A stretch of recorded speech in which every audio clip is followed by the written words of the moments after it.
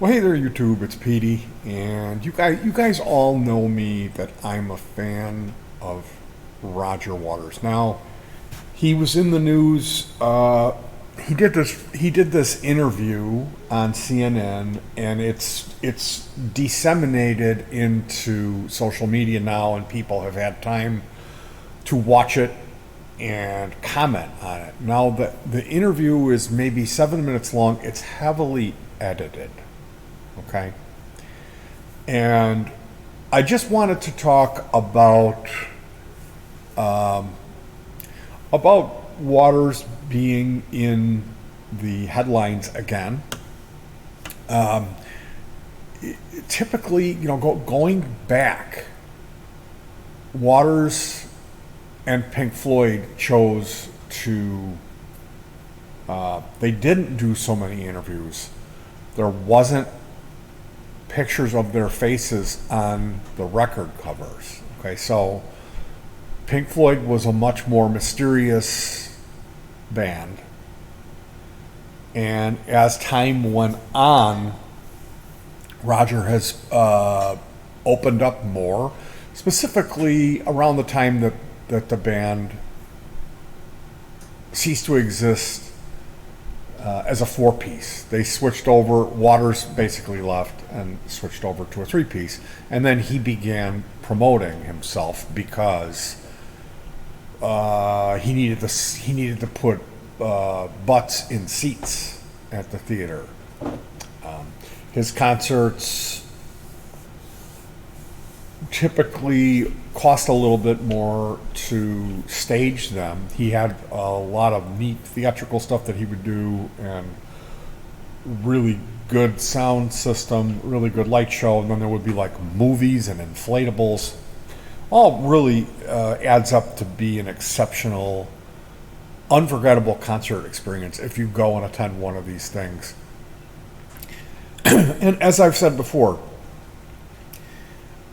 I have seen the Dave Gilmour stuff, specifically the Pink Floyd concerts. I saw that 4 times, and they were really spectacular, those concerts, but they were lacking a huge element, which was this emotional connection that you get being in the same hall as the guy who wrote this stuff, who has these strong personal feelings about it. He's there.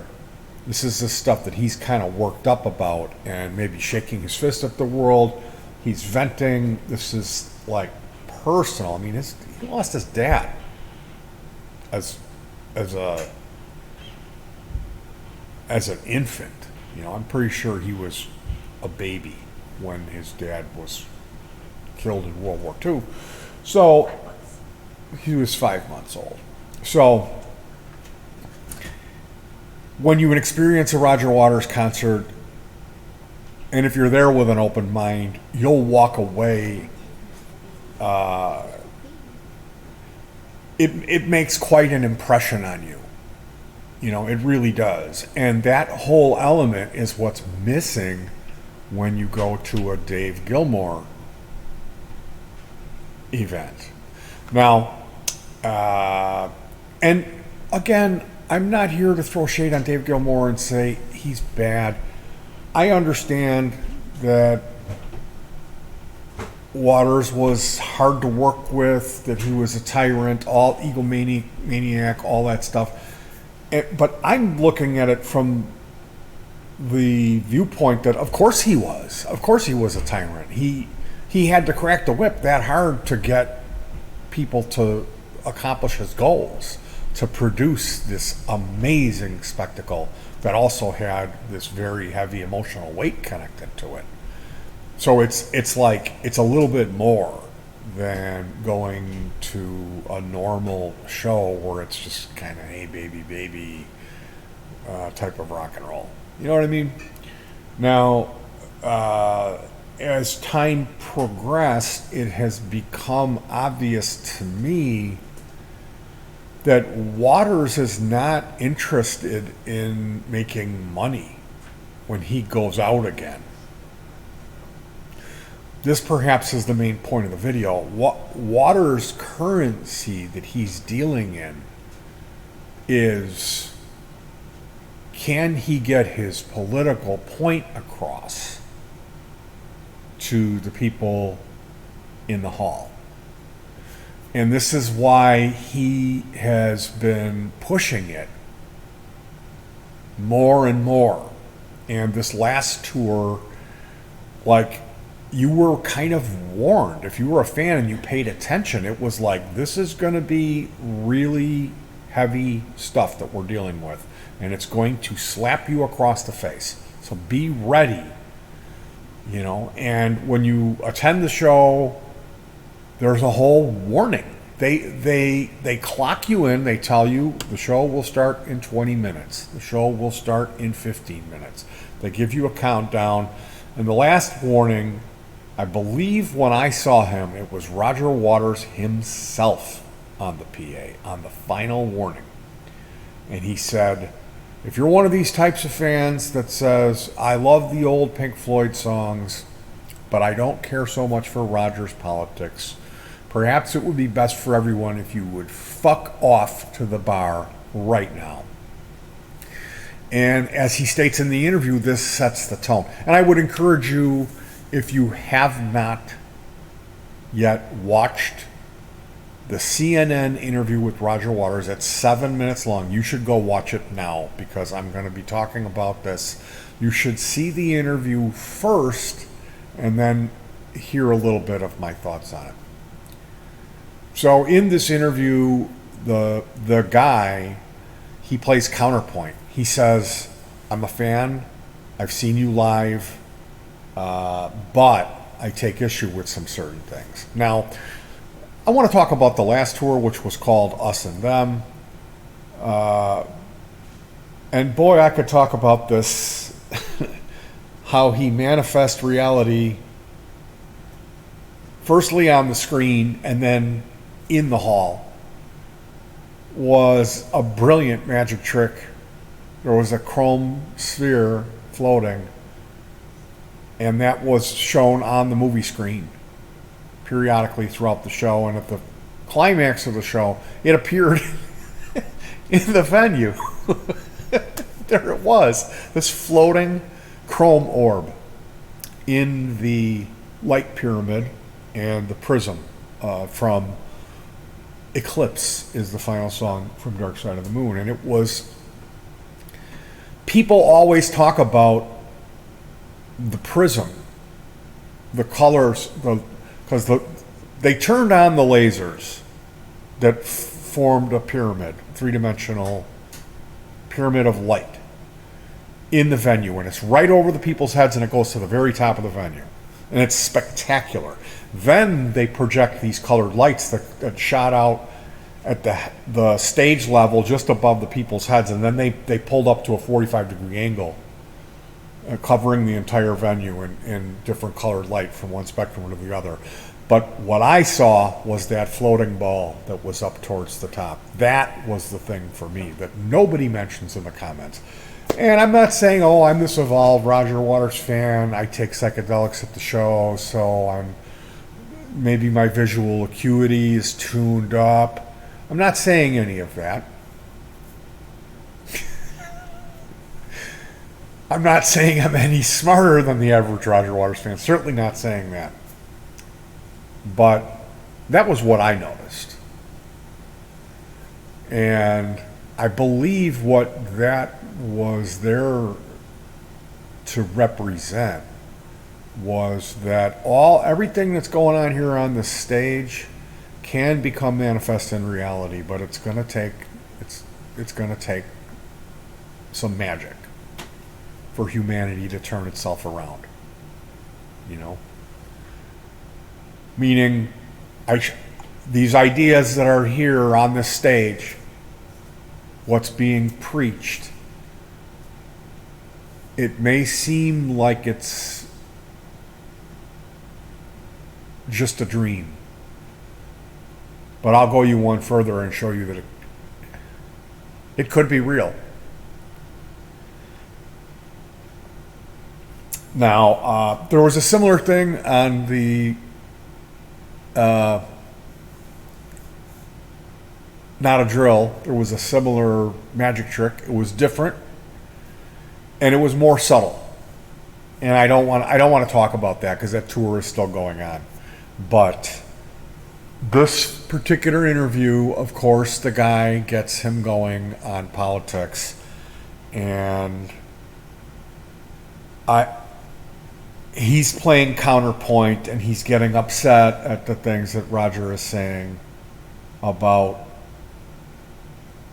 Biden being a war criminal for not, like, the United States is playing world police constantly, and then there's this actual war in Ukraine, and Biden chooses to not assist Zelensky in negotiating, which is what Roger Waters was suggesting. Now, he also said that they brought up China, and Roger said, how would you like it as Americans if China was setting up missiles with nuclear armament in Canada and Mexico?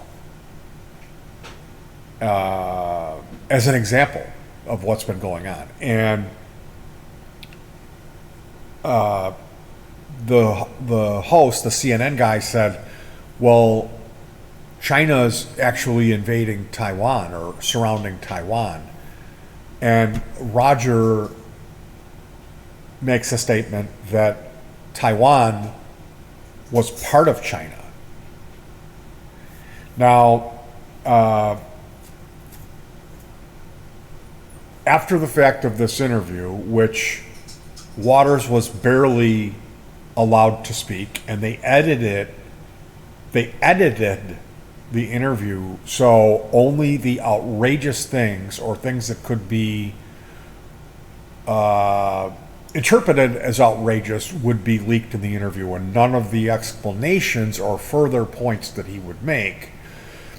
Because if you watch, like, Dan Rather interview with Roger Waters, it's 45 minutes. There's some good long. The best Roger Waters interview that you'll ever hear is when he was on the WTF podcast with Mark Maron. That's a really good one. And the Roger Waters message got questioned by Dan Rather, and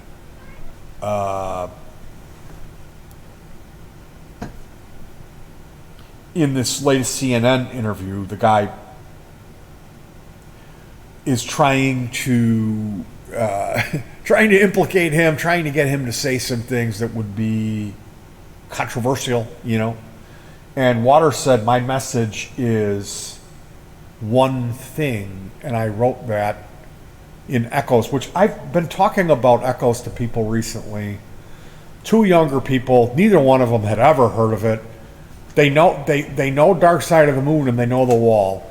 But they don't know, we don't need no education. They know that. They know Comfortably Numb. They know Money. But they don't know Echoes. Strangers passing in the street by chance, two separate glances meet. I am you, and what I see is me. And Waters said that's his whole message. And it's so incredibly powerful and true and beautiful. If you've ever had a religious or psychedelic or religious psychedelic experience, you understand how heavy that is and how universally true and beautiful and kind of absorbing a real lot of conflict, like how that would be a solvent, how it would just dissolve a real lot of bad stuff that we have to deal with if people were to have this realization and have mutual respect. The golden rule. It's stuff that you're taught in kindergarten that some people never learn. Now, there's a certain group of people, they tend to be female, they tend to be of a certain persuasion, Waters was writing some letters.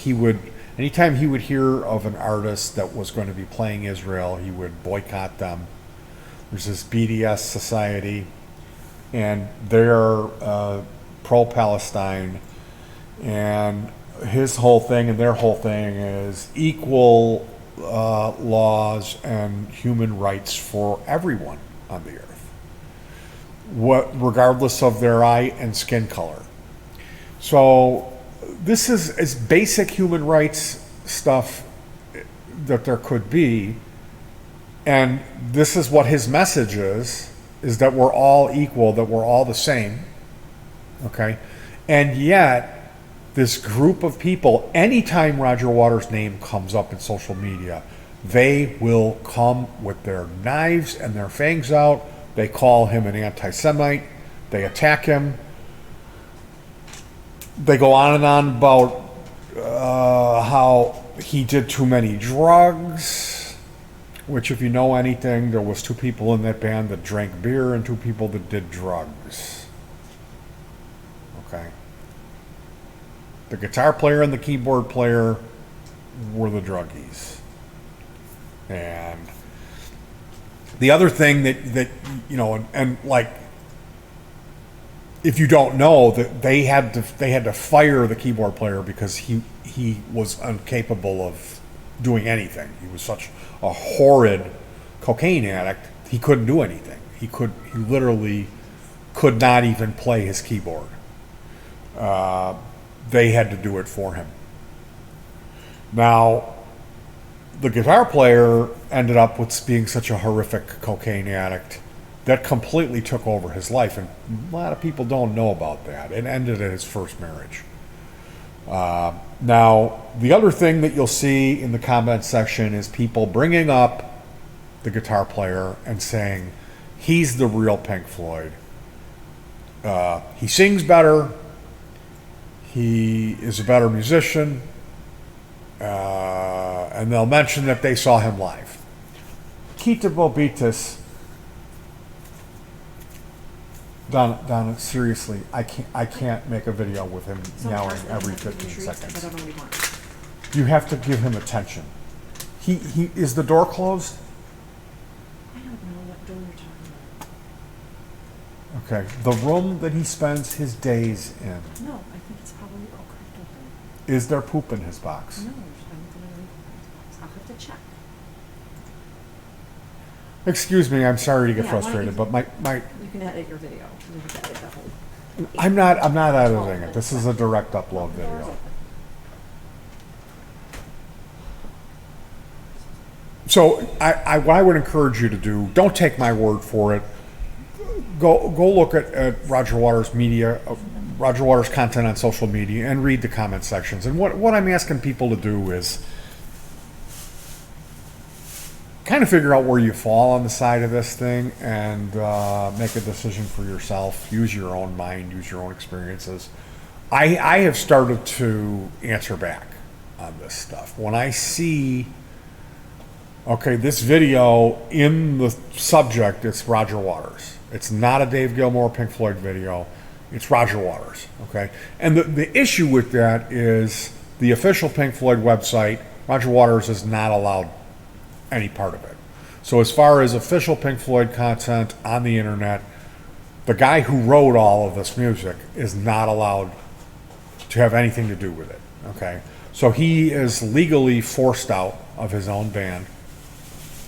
And again, if you look into why he left, it was because the guitar player, this cocaine addict, on the biggest project of Roger Waters' life, which was a movie called The Wall, this guitar player went behind Roger Waters' back to the director and said, "Don't worry about anything Waters is beefing with you about as far as the final edit or final cut on this movie.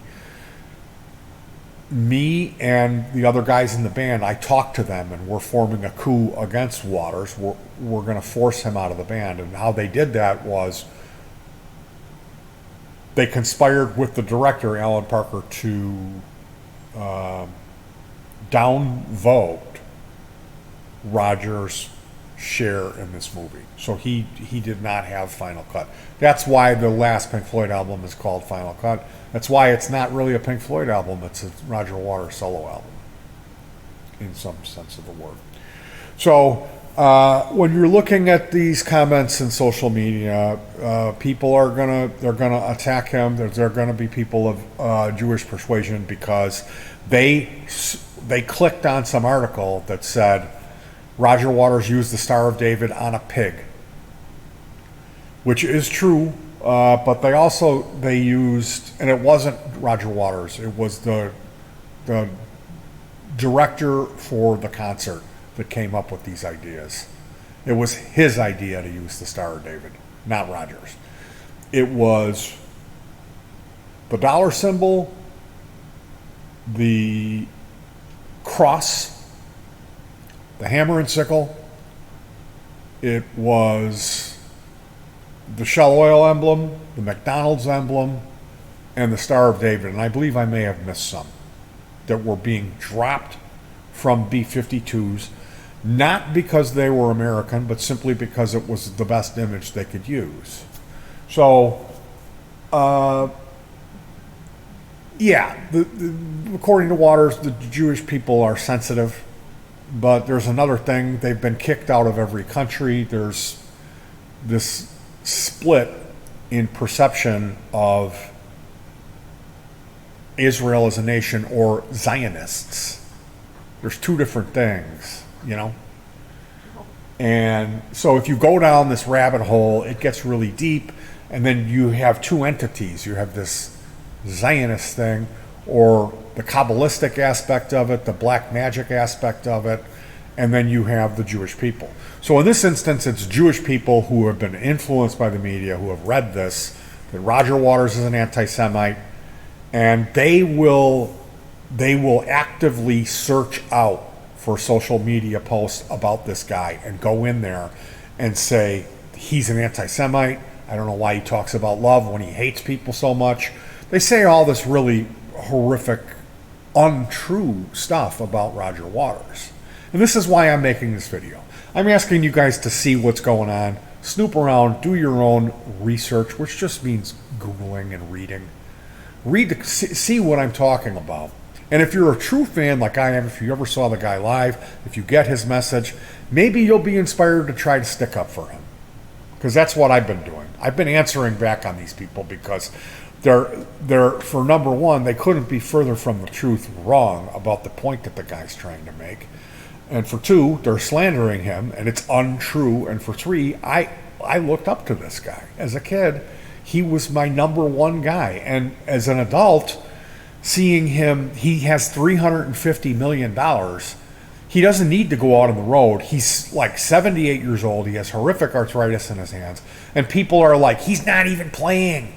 Or like, and he is. I'm a musician. I can tell when somebody's lip syncing. He's only playing one string on the Strat. The guy's almost 80 years old. And his tours are the best concerts I've ever seen in my life. And they're the best concerts because of the preparation and all the thought that goes into the overall production, the overall show, what's on the screen, the lighting effects, the sound, and the music. And then you have that one most important ingredient that's missing from the David Gilmour Pink Floyd, which is the emotional aspect of having the guy who was 5 months old when his father got killed in the war up there singing about that to you in songs like Us and Them. Which, I'm sorry, I don't see any anti-Semitism in Us and Them or any of Roger's other work. You know, maybe he went over a line writing other artists, telling them don't play Israel because of their draconian policies, is how he words it. And I'm not educated enough to speak on this. Until I educate myself and see, okay, Israel, the way that they're treating other people is draconian or, unfair. I only know what I've heard.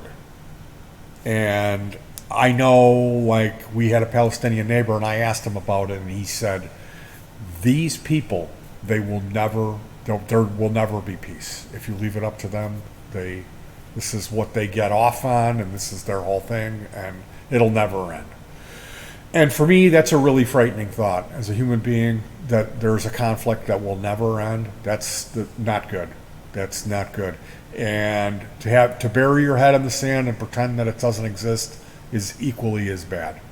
So I stand with Roger Waters about educating myself and learning a little bit more. He was telling the guy on the interview that you need to read, you need to learn.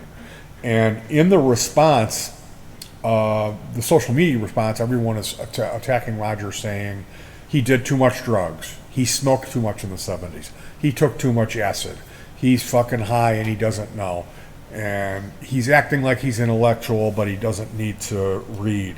One of the things that he said was Taiwan was part of China, and everyone is flipping out about that, saying that he doesn't know what he's talking about.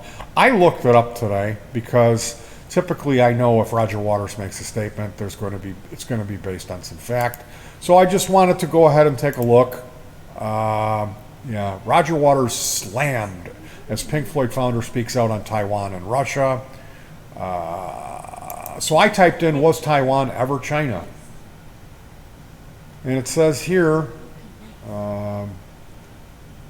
that they established the Dutch, that would be the East India Trading Company, more than likely, the first international corporation in the world.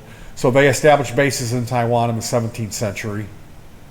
And 1.2 million people relocated from China to Taiwan,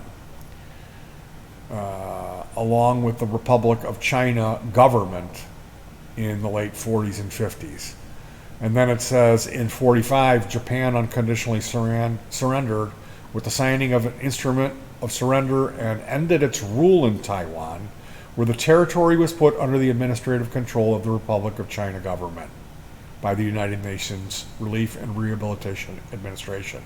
Then in 1971, there was a guy, representative of this Chiang Kai-shek, which I know his name from hearing about him as a child, hearing this name, and from hearing Roger Waters sing about Chiang Kai-shek. So I'm going to educate myself a little bit more about this guy and find out what's up with him. But interestingly enough, it says here on Google that in 71, Chiang Kai-shek, the representative, guessing he was the Chinese leader at the time. No, he wasn't. Let's learn who he was. Former president of the Republic of China. Okay. He was expelled from the United Nations and replaced as China by the PRC. So Taiwan separated from China in 71.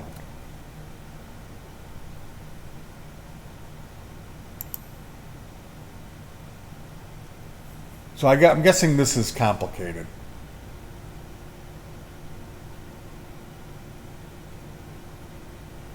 So yeah, I'm going to have to learn more about this. But at first glance, just Googling what Roger said appears to be true. And the other point that I have to make is let us as Americans not forget Roger Waters is not an American. He's a Brit. And I don't see him as a real flag-waving, card-carrying member of the British Empire. He's kind of just his own entity, and he's got his own agenda, which if you go to one of these things, you're going to be bombarded with a lot of different ideas. Okay? And you're going to have to keep an open mind. You won't agree with all of them. But the overall impression that I got on this last tour was he wants people to open up a dialogue about change, about just things getting better for all races of humanity. That's his main point. And I don't see that as being anti-Semitic. I don't see that as him being this out of his mind, drugged out guy who doesn't know. I see him making his points, and they're not from the perspective of a flag-waving, card-carrying, far left or far right American. He's got his own opinions, and they're very strongly against the West. Okay? This is what you have to understand about Waters. He's not supportive of the West, of what we've done, of playing world police. If you're an American citizen who feels we should mind our own business, you might jive with what this guy's been trying to say, rather than anytime anything's going on in the world, we make some excuse to start some war in some foreign country, go in there, take all the oil, destroy a bunch of antiquities, hire a bunch of mercenaries, and create ISIS, and then take over all the oil wells and start selling it as fast as we can, open up this pipeline of heroin, and then, America's got an opiate crisis. Do we? I wonder how that happened. And then when we leave, they come up with fentanyl, and we pull out of Afghanistan, and then all of a sudden there's no more heroin on the streets. It's all gone. It's all synthetic now. So I don't know. It doesn't take a dummy to see what's really going on, but you have to be able to put two and two together. You have to be able to see past the narrative that's handed to us by the mainstream media, and it just comes down to they call it being woke, and like there's good and bad to all that. It just comes down to, number one, do you care to open your mind enough to the possibilities to try to figure out what's really going on, and are you going to be any better off knowing these truths unless you do something about it? Because that's the thing. If you just know that everything's all screwed up and it's a big corporate shell game, and the cards are stacked against the common man, it's only set up to be a good system for the 1%. It's an unfortunate situation, and that's what this guy has been railing on about, And when you come out with these powerful truths like this that go against the propaganda that we've been raised on, you're not only going to raise some eyebrows, you're going to really piss some people off. And that's what's going on right now. Now, earlier in this video, I mentioned Roger Waters' currency not being the US dollar. It's more or less the point he can get across, or how many people he can make think or expose to what he's trying to say. Okay, that's his currency. That's what he cares about.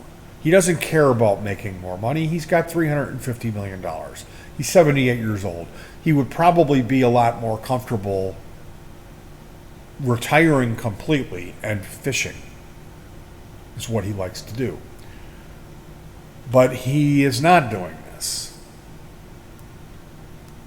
So, before he came to Chicago, he did an interview in Toronto, and he said something to the effect of, the message of his tour was much more important than two other hip-hop artists. Basically what happened was, they didn't send any media from the major mainstream, the big, in Toronto, there's a paper. And they did not send any reporter to interview him, but they sent reporters to interview these two rap guys that were there. And I believe he wrote a letter to the paper knowing that they would print it, and he said something like, I don't know why you wouldn't send a reporter. The message of this tour is much more important. It's called This Is Not a Drill. And in this, he talks about losing his childhood friend to mental illness, Sid Barrett. And he said at that point, when you lose somebody like that, when you're both young, it can have an impact on you to make you realize this is not a drill, meaning your life happens once and you need to do what you need to do in your lifetime. And that's the name of the show, and the main point of it was nothing political. It's about loss. So for him to get attacked like this, I don't know, it just kind of angers me. These people just calling him an anti-Semite, and it's like, he's not. He's not. He's not an anti-Semite. And then this thing with him going to the Toronto paper, and they print, Roger Waters says, I'm way more important than Drake or The Weeknd. That's not what he said, for one. They misquoted him. It was, the message of this tour was more fundamentally important, which it obviously is, because I'm not sure what the Drake or The Weeknd is selling on their tour. It's probably a lot of dick grabbing, pimping hoes, making money. I don't know. I'm not like, my like middle-aged white interpretation of rap music is that's all that it comes down to.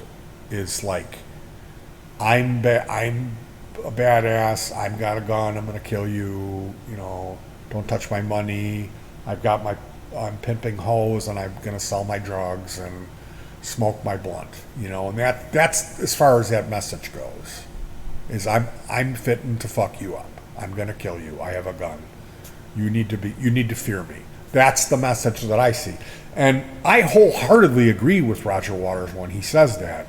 But I could agree on just about any other message being more important than what these hip-hop artists are having to offer. So it's not going to anger me. I'm going to say right on, but everybody else is going to read that. They're going to see Roger Waters says he's more important than Drake or The Weeknd. And it makes him look like a racist. So we have two things going on here. We have the mainstream media, and then we have Roger Waters playing them, is really what's going on. And if what I'm going on and on about in this video, that his currency is not, in fact, money, that he doesn't care about money. He's worth $351 million. Probably even more since this tour's already been going on for a month.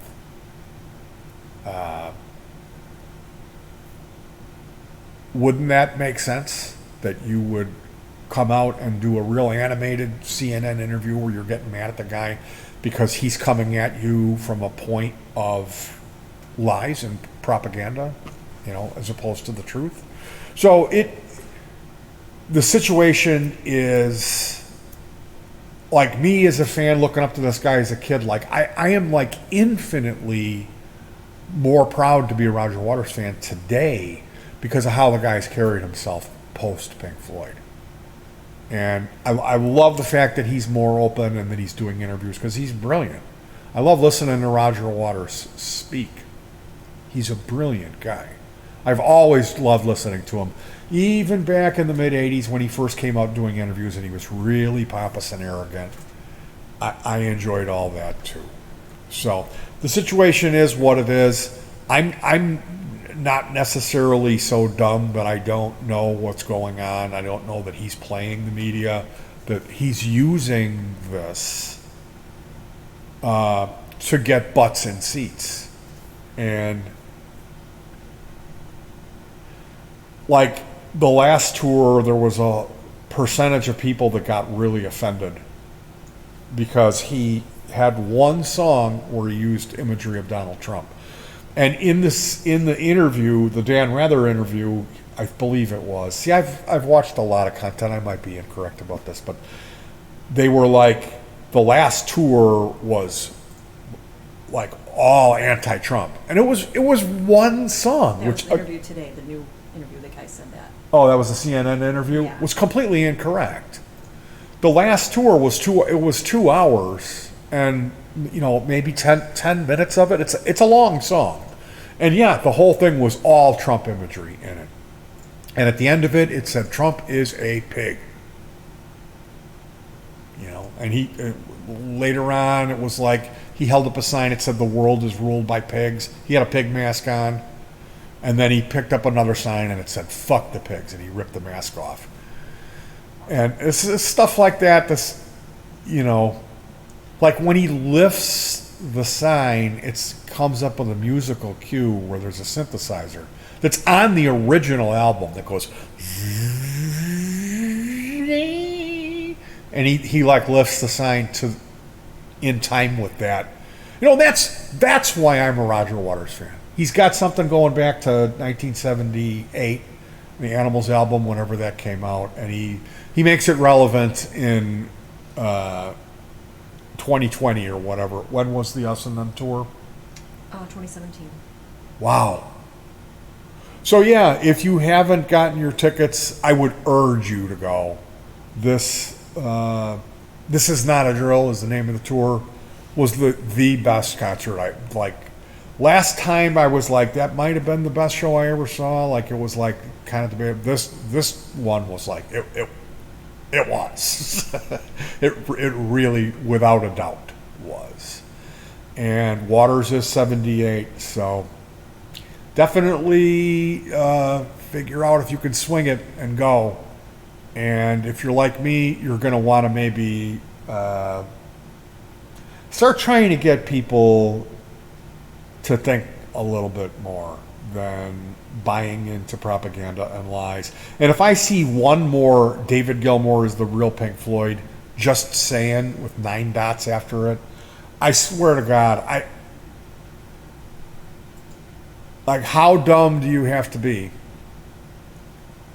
And how much did you pay for those David Gilmour tickets? Because last time he came, they were $350 to $600 for nosebleeds. And Waters, typically, I'll pay around $55 for a ticket.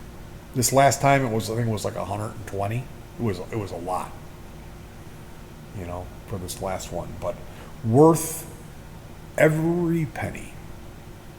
All right, you guys, I'm gonna let you go. I really appreciate you watching this. If you know any Pink Floyd fans or Roger Waters fans, I would appreciate you if you share this video with them. Try to stay cool. It's a hot one here in Chicago. Hug your pets. And I'll be back in a few days. I've got that medical procedure coming up, so send me some good vibes. It's going to be a rough day for me, and an even rougher day tomorrow. So keep me in your positive wavelength compartment. Or pray for me if you're a believer. Peace.